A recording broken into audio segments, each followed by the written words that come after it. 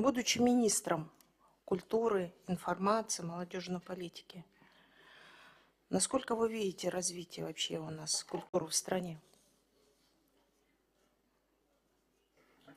Культура в стране должна развиваться.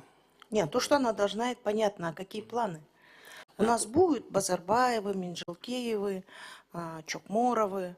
У нас появятся молодые Айтматовы и так далее. В этом ракурсе.